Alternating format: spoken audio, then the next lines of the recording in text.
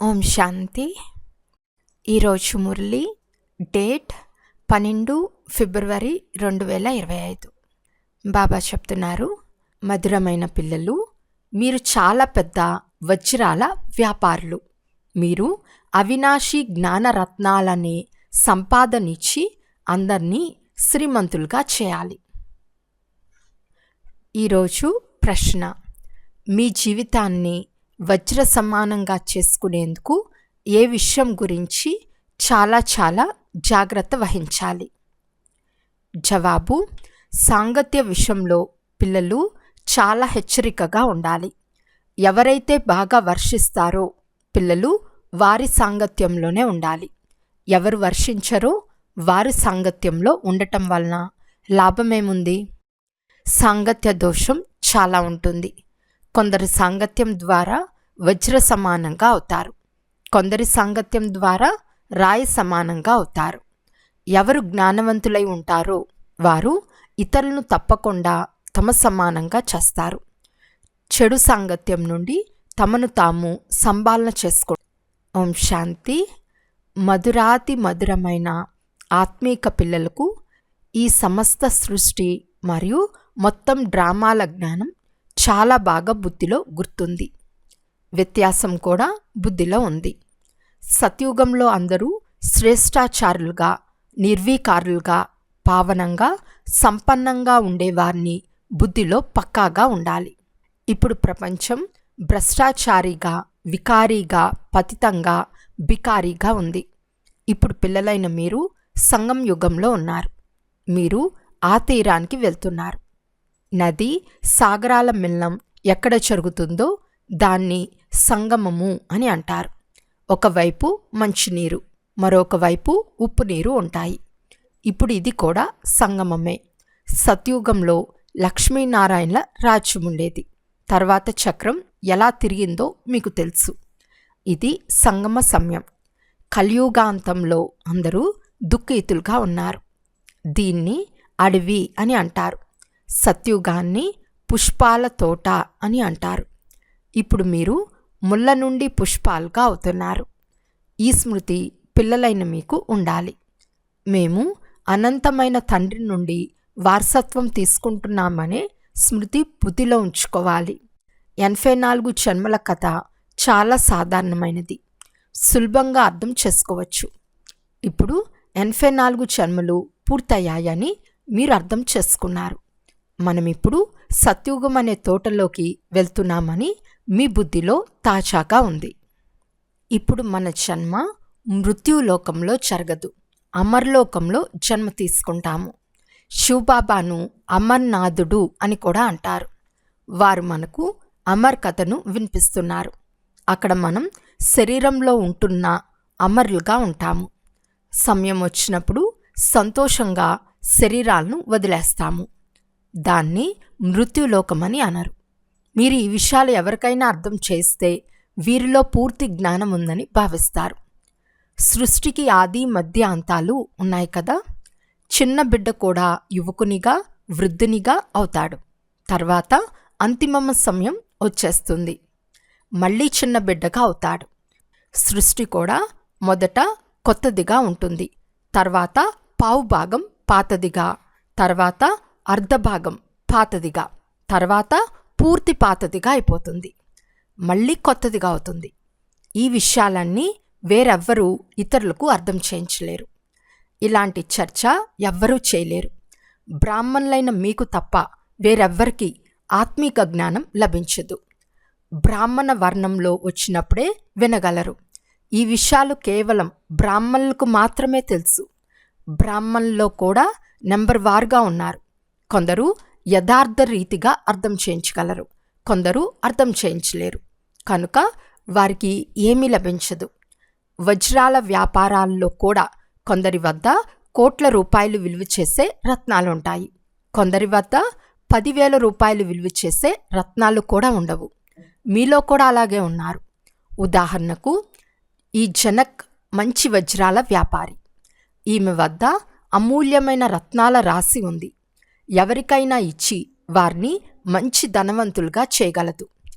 కొందరు చిన్న వజ్రాల వ్యాపారులుగా ఉంటారు. వారు ఎక్కువగా ఇవ్వలేరు, కనుక వారి పదవి కూడా తగ్గిపోతుంది. మీరందరూ వజ్రాల వ్యాపారులు.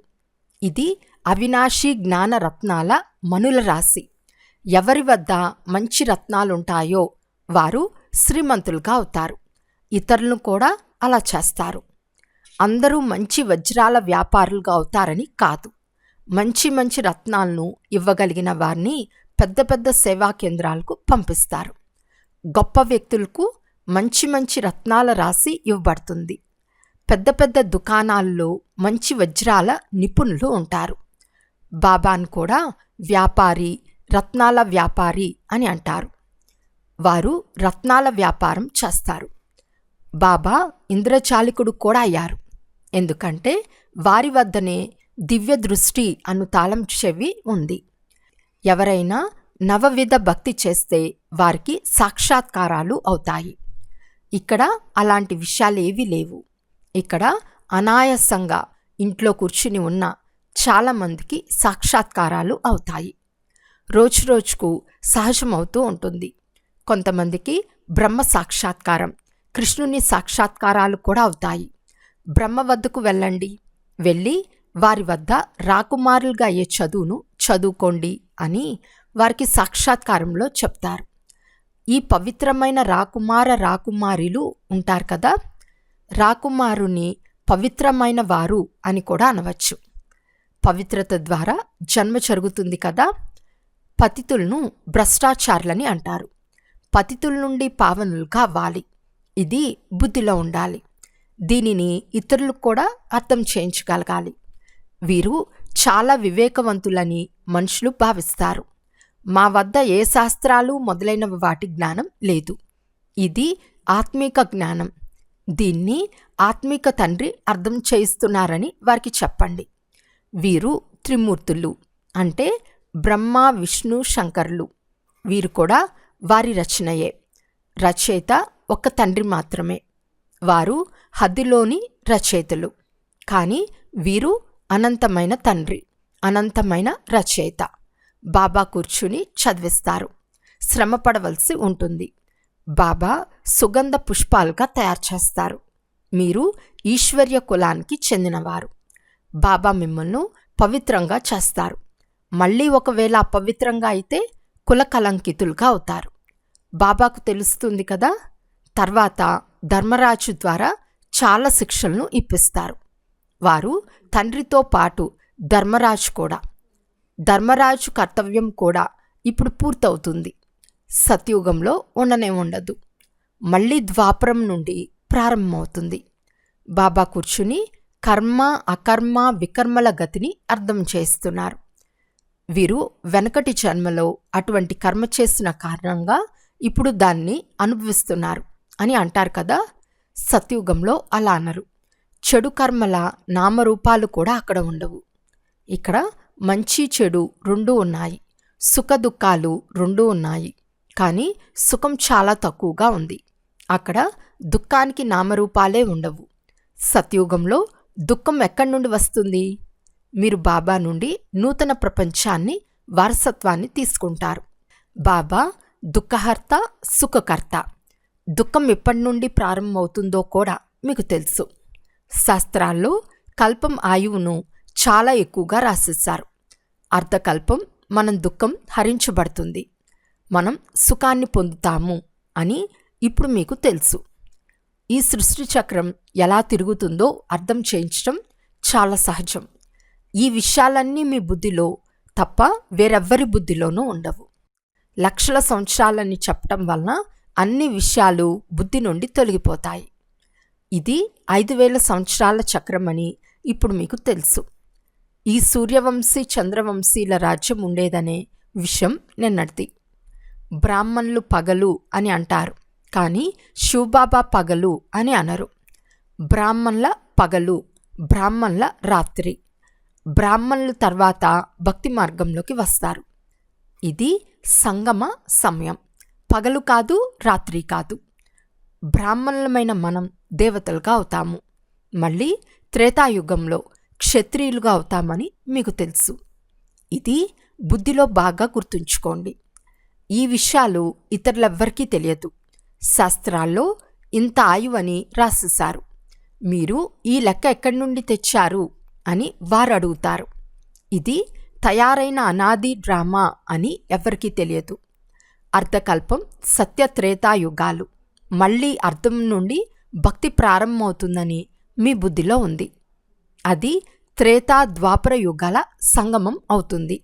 ద్వాపరంలో కూడా ఈ శాస్త్రాలు మొదలైనవి నెమ్మది నెమ్మదిగా తయారవుతాయి. వృక్షం ఎలాగైతే పెద్దదిగా పొడవుగా ఉంటుందో అలా భక్తి మార్గ సామగ్రి చాలా ఎక్కువగా ఉంటుంది. దీని బీజం బాబాయే. ఇది తలక్రిందులుగా ఉన్న వృక్షం. మొట్టమొదట ఆది సనాతన దేవీ దేవతా ధర్మం ఉంటుంది. బాబా అర్థం చేయించే ఈ విషయాలు పూర్తి నూతనమైనవి. ఈ దేవీ దేవతా ధర్మ స్థాపకుని గురించి ఎవరికీ తెలియదు. కృష్ణుడు చిన్న బాలుడు.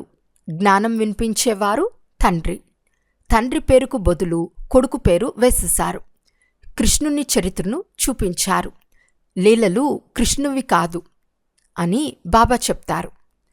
ఓ ప్రభు, నీ లీలలు అపారమని గానం చేస్తారు. లీలలు ఒక్కరివే ఉంటాయి. శివబాబా మహిమ చాలా భిన్నమైనది. వారు సదా పావనులు, కానీ వారు పావన శరీరంలో రాలేరు. పతిత ప్రపంచాన్ని పావనంగా చేయండి అని వారినే పిలుస్తారు. కనుక నేను కూడా పతిత ప్రపంచంలోనే రావాల్సి ఉంటుందని, ఇతని అనేక జన్మల అంతిమంలో వచ్చి ప్రవేశిస్తానని తండ్రి చెప్తున్నారు. కనుక ముఖ్యమైన విషయం బాబాను స్మృతి చేయటం, మిగిలినంతా ప్రాముఖ్యత లేని విస్తారమని తండ్రి చెప్తారు. అందరూ ధారణ చేయలేరు. ఎవరు ధారణ చేయగలరో వారికి అర్థం చేయిస్తాను. పోతే ముఖ్యమైనది మన్మనాభవ అని చెప్తాను. బుద్ధి నెంబర్వారుగా ఉంటుంది కదా. కొన్ని మేఘాలు బాగా వర్షిస్తాయి, కొన్ని కొద్దిగా వర్షించి వెళ్ళిపోతాయి. మీరు కూడా మేఘాల వంటి వారే కదా. కొందరు అసలు వర్షించరు. జ్ఞానాన్ని నింపుకునే శక్తి ఉండదు. మమ్మా బాబా మంచి మేఘాలు కదా. ఎవరు బాగా వర్షిస్తారో పిల్లలు వారి సాంగత్యంలో ఉండాలి. ఎవరు వర్షించరో వారి సాంగత్యంలో ఉండటం వల్ల ఏం జరుగుతుంది? సాంగత్య దోషం కూడా చాలా ఉంటుంది. కొందరి సాంగత్యం ద్వారా వజ్ర సమానంగా అవుతారు. కొందరి సాంగత్యం ద్వారా రాయి సమానంగా అవుతారు. మంచివారి వెనుకనే ఉండాలి. ఎవరు జ్ఞానవంతులై ఉంటారో వారు తమ సమానం పుష్పాలుగా చేస్తారు. సత్యమైన తండ్రి ద్వారా ఎవరైతే జ్ఞానవంతులుగా యోగులుగా అయ్యారో వారి సాంగత్యంలో ఉండాలి. అలాగని మేం ఫలానా వారి తోక పట్టుకుని తీరానికి చేరుకుంటామని భావించకండి. ఇలా చాలామంది అంటారు, కానీ ఇక్కడ అలాంటి మాటేమీ లేదు. విద్యార్థి ఎవరి తోకనైనా పట్టుకోవటం వలన పాస్ అవుతాడా? చదవలసి ఉంటుంది కదా. తండ్రి కూడా వచ్చి జ్ఞానాన్ని ఇస్తారు. ఈ సమయంలో జ్ఞానంనివ్వాలని వారికి తెలుసు. భక్తి మార్గంలో నేను వెళ్ళి జ్ఞానాన్ని ఇవ్వాలి అని వారి బుద్ధిలో ఉండదు. ఇదంతా డ్రామాలో నిర్ణయించబడి ఉంది. బాబా ఏమీ చేయరు. డ్రామాలో దివ్య దృష్టి లభించే పాత్ర ఉంటే సాక్షాత్కారం అవుతుంది. అలాగని నేను కూర్చుని సాక్షాత్కారం చేయిస్తానని అనుకోకండి. ఇది డ్రామాలో నిర్ణయించబడి ఉంది. ఎవరన్నా దేవీ సాక్షాత్కారం అవ్వాలనుకుంటే ఆ దేవి వచ్చి చేయించదు కదా. ఓ భగవంతుడా, మాకు సాక్షాత్కారం చేయించండని అడుగుతారు. డ్రామాలో నిర్ణయించబడి ఉంటే తప్పకుండా జరుగుతుంది. నేను కూడా డ్రామాలో బంధితుడినై ఉన్నానని బాబా చెప్తారు. బాబా చెప్తున్నారు, నేను ఈ సృష్టిలోకి వచ్చి ఉన్నాను. ఇతని నోటి ద్వారా నేను మాట్లాడుతున్నాను. ఇతని కళ్ళ ద్వారా మిమ్మల్ని చూస్తున్నాను. ఒకవేళ ఈ శరీరం లేకుంటే ఎలా చూడగలను? పతిత ప్రపంచంలోనే నేను రావాల్సి ఉంటుంది. స్వర్గంలో నన్ను పిలవనే పిలవరు. నన్ను సంగం యుగంలో పిలుస్తారు. ఎప్పుడైతే సంగం యుగంలో వచ్చి శరీరాన్ని తీసుకుంటానో అప్పుడే చూస్తాను. నిరాకార రూపంలో ఏమి చూడలేను. అవయవాలు లేకుండా ఆత్మ ఏమీ చేయలేదు. శరీరం లేకుండా నేను ఎలా చూడగలను? శబ్దం ఎలా చేయగలను అని తండ్రి అంటారు. ఈశ్వరుడు అన్నీ చూస్తారు, అన్నీ చేస్తారని వారంటారు. ఇది గుడ్డి నమ్మకం. మరి ఎలా చూడగలరు? ఎప్పుడైతే అవయవాలు లభిస్తాయో అప్పుడే చూడగలరు కదా. మంచి పనులు గాని చెడు పనులు గాని అందరూ డ్రామా అనుసారం చేస్తారని అంతా నిర్ణయించబడి ఉందని బాబా చెప్తారు. నేను ఇన్ని కోట్ల మంది మనుషులు లెక్కాచారాలను చూస్తానా? నాకు శరీరం ఉన్నప్పుడే ఏదైనా చేయగలను. చేసి చేయించేవారని కూడా అప్పుడే అంటారు, లేకుంటే అలా అనలేరు. నేను ఎప్పుడు వీరిలో వస్తానో అప్పుడే పావనంగా చేస్తాను. ఆత్మపైన ఉన్నప్పుడు ఏం చేస్తుంది? శరీరం ద్వారానే పాత్ర అభినయం చేస్తుంది కదా.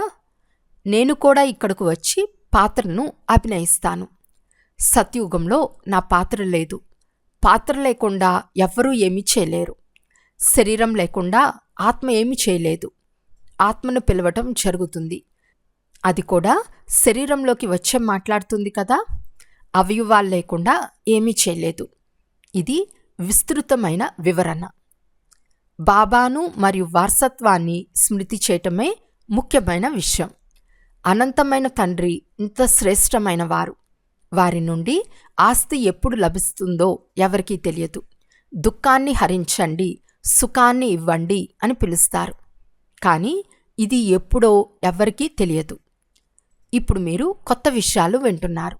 మేము అమరులుగా అవుతున్నాము, అమర్లోకానికి వెళ్తున్నామని మీకిప్పుడు తెలుసు. మీరు అమర్లోకానికి ఎన్నిసార్లు వెళ్తారు? అనేకసార్లు. దీనికి ఎప్పుడూ అంతం ఉండదు. మోక్షం లభించదా అని చాలామంది అడుగుతారు. లభించదు అని వారికి చెప్పండి. ఇది అనాది అవినాశి డ్రామా. ఇది ఎప్పుడు వినాశనం అవ్వదు. ఈ అనాది చక్రం సదా తిరుగుతూనే ఉంటుంది. ఈ సమయంలో వీరు సత్యమైన ప్రభువును తెలుసుకున్నారు. మీరు సన్యాసులు కదా. ఆ ఫకీర్లు కాదు. సన్యాసులు కూడా ఫకీర్లని అంటారు. మీరు రాజ ఋషులు. ఋషులను సన్యాసులని అంటారు. ఇప్పుడు మళ్ళీ మీరు ధనవంతులుగా అవుతారు. భారతదేశం ఎంత సంపన్న భరితంగా ఉండేది, ఇప్పుడు ఎలా పేదదిగా అయిపోయింది. అనంతమైన తండ్రి వచ్చి అనంతమైన వారసత్వంను ఇస్తారు. బాబా మీరు ఏమిస్తారో అది ఎవ్వరూ ఇవ్వలేరు. మీరు మమ్మల్ని విశ్వాధికారులుగా చేస్తారు. దాన్ని ఎవ్వరూ దోచుకోలేరు అని పాట కూడా ఉంది. ఇలాంటి పాటలు తయారు చేసేవారు అర్థంను గురించి ఆలోచించరు. అక్కడ విభజనలు మొదలైనవి ఏవి ఉండవని మీకు తెలుసు. ఇక్కడ ఎన్ని విభజనలున్నాయి? అక్కడ భూమి ఆకాశం అన్నీ మీవిగా ఉంటాయి. కనుక పిల్లలకు అంత ఖుషి ఉండాలి కదా. శివబాబా అర్థం చేయిస్తున్నారని సదా గుర్తుంచుకోండి. ఎందుకంటే వారు ఎప్పుడూ సెలవు తీసుకోరు, ఎప్పుడూ అనారోగ్య పాలు అవ్వరు. శివబాబా స్మృతియే ఉండాలి. వారిని నిరహంకారులని అంటారు. నేను ఇది చేస్తున్నాను, ఇది చేస్తున్నాను అని అహంకారం రాకూడదు. సర్వీస్ చేయటం మీ కర్తవ్యం. ఇందులో అహంకారం రాకూడదు. అహంకారం వస్తే క్రింద పడిపోతారు. సర్వీస్ చేస్తూ ఉండండి. ఇది ఆత్మీక సేవ. మిగిలినంతా దైహికమైనవి. అచ్చా, మధురాతి మధురమైన ధారణా కొరకు ముఖ్య సారము. ఫస్ట్ పాయింట్, తండ్రి చదివించిన దానికి ప్రతిఫలంగా సుగంధ పుష్పాలుగా చూపించాలి. శ్రమ పడాలి. ఎప్పుడూ ఈశ్వర్య కులం పేరును పాడు చేయరాదు. ఎవరైతే జ్ఞానవంతులుగా యోగ్యులుగా ఉంటారో వారి సాంగత్యంలోనే ఉండాలి. సెకండ్ పాయింట్, నేను అనే అహంకారాన్ని త్యాగం చేసి నిరహంకారులుగా ఆత్మీక సేవ చేయాలి. ఇది మా కర్తవ్యమని భావించాలి. అహంకారంలోకి రాకూడదు. వరదానము: వ్యర్థమును కూడా శుభభావము మరియు శ్రేష్ఠ భావన ద్వారా పరివర్తన చేసే సత్యమైన మరచీవా భవ. పిల్లలు, వ్యర్థ మాటలు వినకండి, వినిపించకండి మరియు ఆలోచించకండి అని బాప్దాదా శ్రీమతంను ఇచ్చారు. సదా శుభభావనతో ఆలోచించండి. శుభమైన మాటలే మాట్లాడండి. వ్యర్థంను కూడా శుభభావనతోనే వినండి. శుభచింతకులుగా మాటలు భావాన్ని పరివర్తన చేయండి. సదా భావము మరియు భావనను శ్రేష్టంగా ఉంచుకోండి. స్వయాన్ని పరివర్తన చేసుకోండి. అంతేకాని ఇతరుల పరివర్తన గురించి ఆలోచించకండి. స్వయం పరివర్తనే ఇతరుల పరివర్తన. ఇందులో మొదట నేను ఇలా మరచీవగా అవటంలోనే మజా ఉంది. దీనినే మహాబలి అని అంటారు. ఇందులో సంతోషంగా మరణించండి. ఈ మరణించటే జీవించుట. ఇదే సత్యమైన ప్రాణదానం. స్లోగన్: సంకల్పాల ఏకాగ్రత శ్రేష్ఠ పరివర్తనలో తీవ్ర వేగాన్ని తీసుకొస్తుంది. అచ్చా. ఓం శాంతి.